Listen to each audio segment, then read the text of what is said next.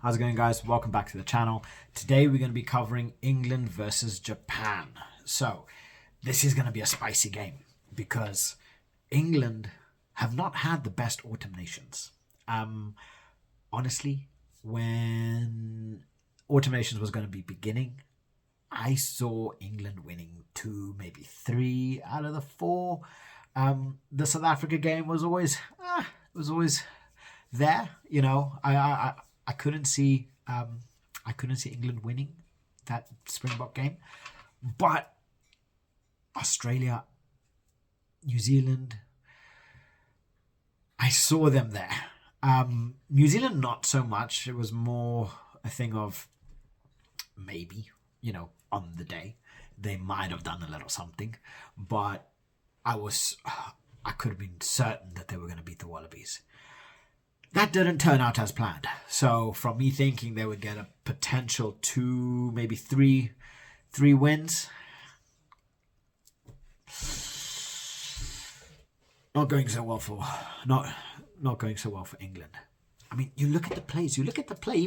Even up against South Africa, they played well. They played so good in the first half of the game.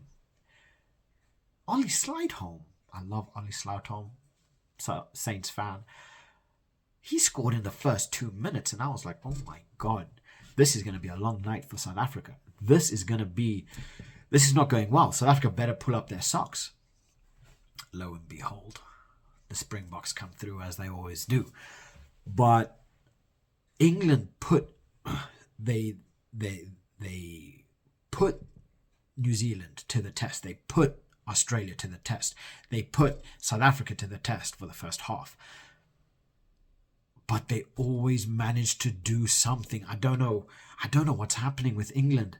If it's this high risk, high reward system that they're playing, but something needs to change because this is 3 losses two losses for games that they should have won.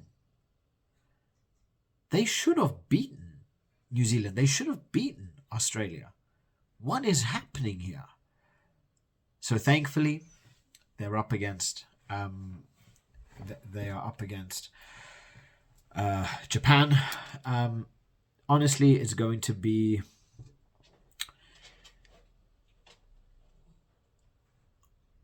let's just say it's going to be something a little bit more.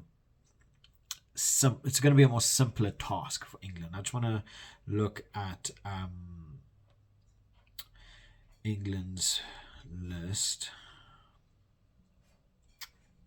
So, 1 second. Fixtures. Okay, yeah. So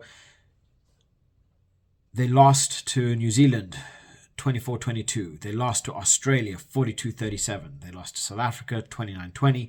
And now Japan. So Japan are still no pushovers.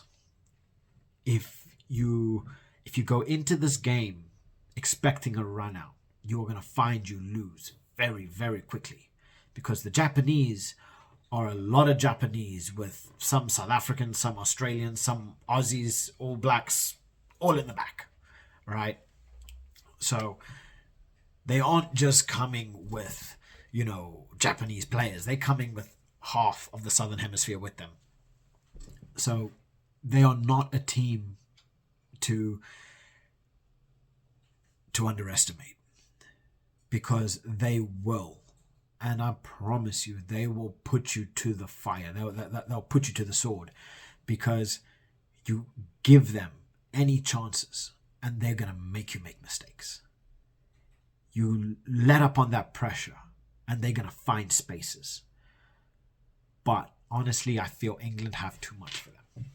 The players that are there, just looking at the Saints players, Furbank, Slideholm, you have players like Marcus Smith from the Harlequins. I love Marcus Smith. All of these players that are just phenomenal. They have such good players. You're talking Itoje, another brilliant player. Jamie George, another brilliant player. These are all top level players, but something needs to happen. So if England happen to lose this game and go 0 for 4, I don't know. Something needs to change. Because yes, they played the Aussies, they played the All Blacks, they played South Africa. I mean, Aussies, they should have beaten. But South Africa and All Blacks are understandable, right? You don't go messing with the Bokke. You just don't. But England deserve to get something out of this tournament. So, I don't know. It's a difficult one because there's obviously something happening at England, or in England, that is causing this to happen. Because you watch every single game outside of the South Africa game, and even the South Africa game, you look how South Africa started to really dominate in that second half. You look at Australia, there was a lot of back and forth, but the back end, they started to dominate. You look at New Zealand, they started to dominate. So I don't know if it's fatigue, if it's something that they're letting off the gas the moment they start seeing things are going good. But there are lapses of concentration. I don't know if it's a thing of pairing, if it's a thing of teamwork, but something needs to happen in England. Otherwise, things are just going to continue to get worse. And like I say, Japan are no pushovers. So I'm really, really looking forward to watching this game. I do see this game, honestly, I am going 25-15 to England. I don't think they're gonna reach that 30 mark. But I also can't see Japan doing crazy points either. Honestly, I feel Japan are going to get most of their points from the penalties and dead ball positions. I can see England getting a couple tries, and yeah, it's not gonna go well for Japan in my opinion.